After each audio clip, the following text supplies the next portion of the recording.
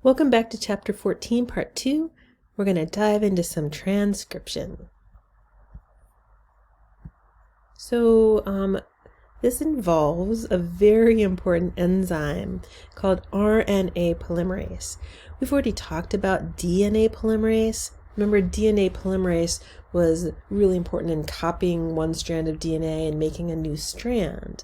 Well, RNA polymerase does a similar job, except instead of making DNA nucleotides in the right order, it puts RNA nucleotides in the correct order. It also does an extra job here, and it will open up the DNA in order for it to make that copy.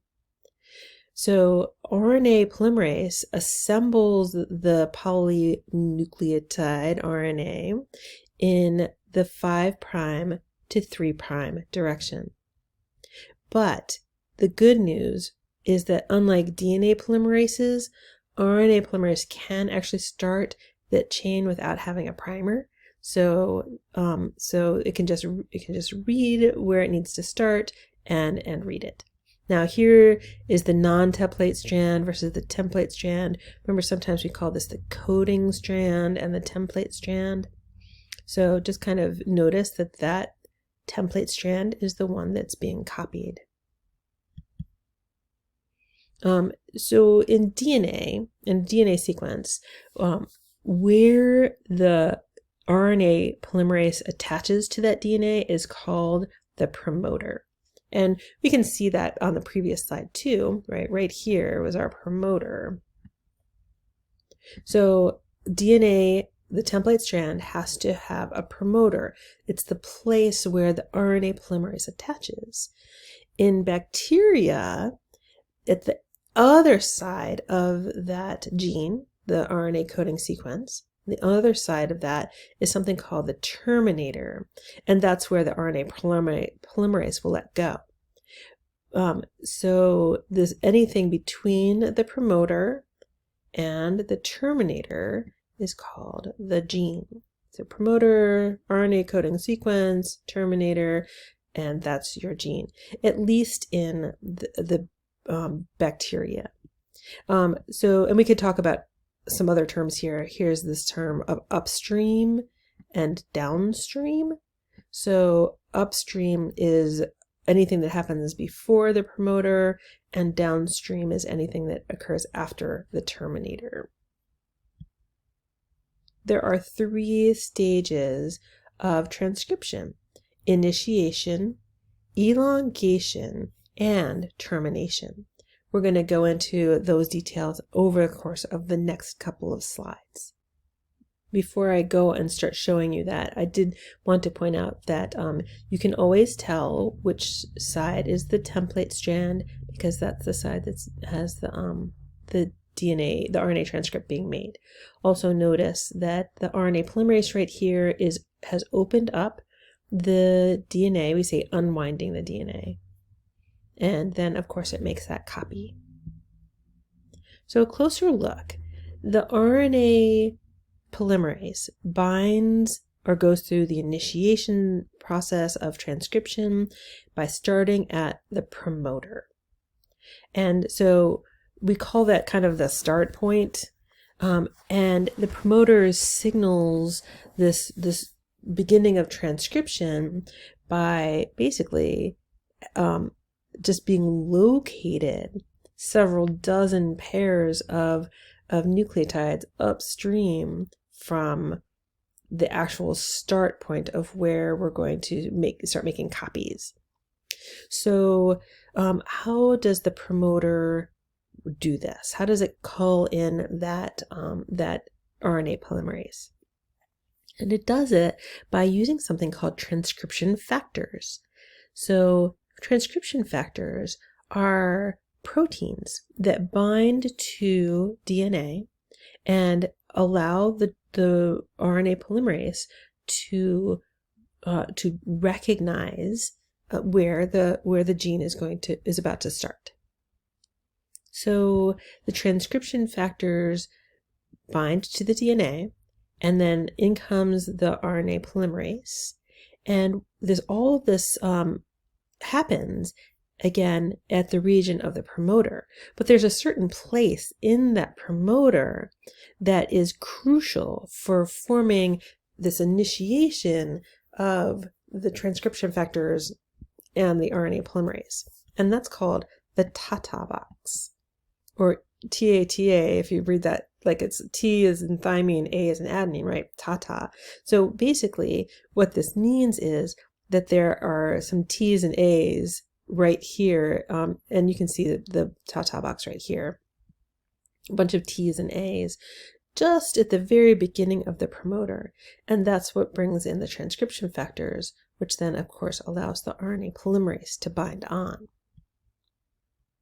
As we take a closer look at RNA polymerase, how it moves along the DNA, as it moves along, it untwists the double helix, only about 10 to 20 bases or so, and then it makes those copies, and it's going to make those copies at a rate of about 40 nucleotides per second in a eukaryote. And then, of course, after it gets downstream a little bit, then the DNA will close back up. Interestingly, a single gene can be transcribed simultaneously at the same time by many RNA polymerases. So RNA polymerases come in and they bind on to the TATA box of the promoter, and then they start reading the gene, and then another RNA polymerase comes in even before the first one is let go, and it starts doing the same exact thing. Now, if we talk about, and that was, by the way, this right here was elongation. If I hadn't said that before, I just wanted to make sure I got a chance to say that. That was elongation, the second step in going through transcription. The third step is termination. And depending on whether you're a bacteria or a eukaryote, you're going to do this a little bit differently. So if you're a bacteria, the polymerase, the RNA polymerase, just stops transcription at the end of the terminator. And when the RNA polymerase reaches the terminator, it just releases the mRNA, and the mRNA can be translated without any further modification. It just goes right into being translated. Remember, I said earlier, it could even be happening at the same time in bacteria. But in eukaryotes, it's different. RNA polymerase transcribes not all the way to the terminator. They don't really have a terminator in eukaryotes. Instead, we have something called the polyadenylation signal sequence. The polyadenylation signal sequence, just to say that again, because it's kind of a mouthful. So the RNA polymerase reads and transcribes, makes a copy of this polyadenylation signal sequence. And then after it makes a copy of that, the RNA transcript is released. It's about 10 to 35 nucleotides after the polyadenylation signal sequence. So if we're talking about eukaryotes, which we are right now, remember in prokaryotes, that could just go right into being transcribed. But that's not exactly true for eukaryotes. We got some stuff to do to our messenger RNA before we can take it to translation. And anything that changes the mRNA into something else, a little modification here, is called RNA processing. So again, RNA processing only happens in eukaryotes, and it's still happening inside the nucleus. So during RNA processing, a few major events happen. First of all, we're gonna modify both ends of the primary transcript, and then we're literally going to cut out some of those bits of RNA that we just made copies of and splice other bits together, which sounds a little weird, but that's how the eukaryotes do it. And it's actually very creative. So let's take a look at what's going on here. The first thing that we are going to do, as I said before, is to alter the ends of the messenger RNA. And it happens in a very particular way. So the 5' end, remember we make it from 5' to 3'. The 5' end, you add something called a modified G nucleotide, G for guanine, right? So we're going to take guanine and put it on the front end, and we call that the cap. So we call it the 5' cap because we're putting it on the 5' end, and that's the beginning.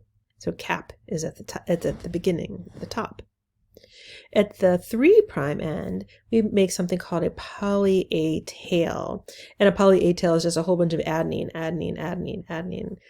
Quite long, can be between 50 and 250 adenines all adding on there at the end. So that's the 3' poly A tail. The poly A tail is added right after that polyadenylation signal that we talked about before. Now there's 3 big reasons why we do these modifications to the cap and tail. And one is to allow that mRNA to leave the nucleus and go out into the cytoplasm. The second is that it actually protects the mRNA from hydrolysis. Remember, hydrolysis is where you break down large molecules into their smaller subunits. If you don't remember that, I think that was chapter 3 that we talked about that. So we were protecting the mRNA from hydrolytic enzymes. And then the third reason is that by having this 5' cap, we actually help the RNA find the ribosome. So that ribosome is going to be able to attach more easily. And again, since this is happening in 2 different places, the nucleus versus the cytoplasm, that's quite important. So we've modified the ends, and now we're going to do some RNA splicing.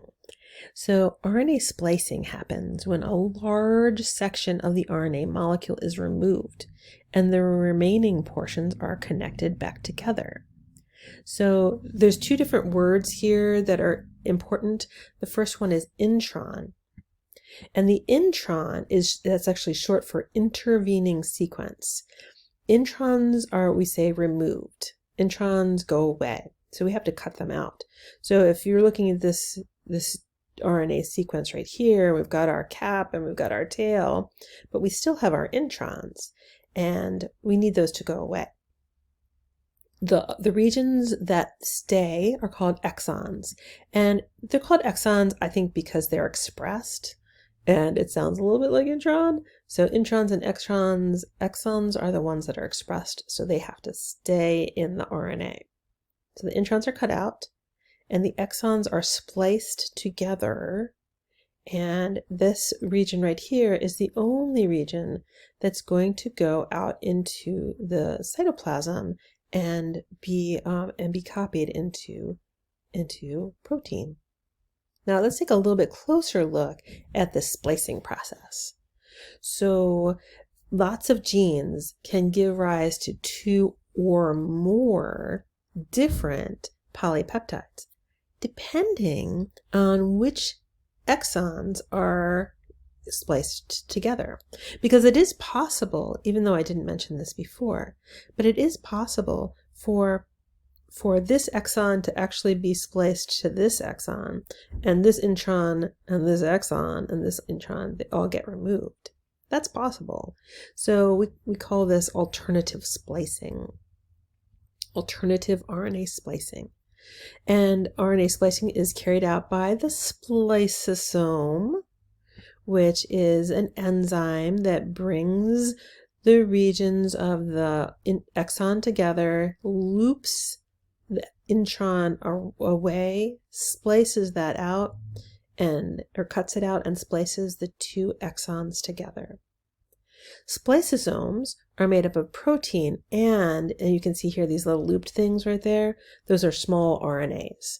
So spliceosomes are made up of both proteins and RNA, and they, like I said, splice together exons. You've heard of the word ribosome before, But something that we haven't talked about, and I alluded to it a little bit earlier, is this concept of a ribozyme. So those words are very similar, ribosome and ribozyme. This is the first time you've heard the word ribozyme in my class, though. And the reason it's so interesting is because ribozymes are RNA that can function as enzymes. So there are some organisms that contain RNA that can splice together RNA molecules or anything else without the presence of a protein. And if it's doing splicing, if it's splicing things together, then that means that it is an enzyme. So ribozyme is short for ribo RNA, ribo enzyme. So in these particular species that I'm talking about, introns can actually cause their own splicing away. They don't need the spliceosome. They don't need the spliceosome. The RNA introns actually can catalyze their own splicing. This is a fairly recent discovery within the last 20 years or so. The idea that ribozymes can be their own enzymes, can be enzymes. Because before that, we literally thought that only proteins could act as enzymes. But now we know some RNA molecules can also act as enzymes, and those are ribozymes. Now, in a way, ribosomes are just a special kind of ribozyme. Partners, and it's the same with spliceosomes, they partner with the RNA and proteins, and they act as enzymes in that way. But, I mean, who knew? I think this is really cool. So we're going to move on now to Chapter 14, Part 3, and in this part, we're going to focus on translation.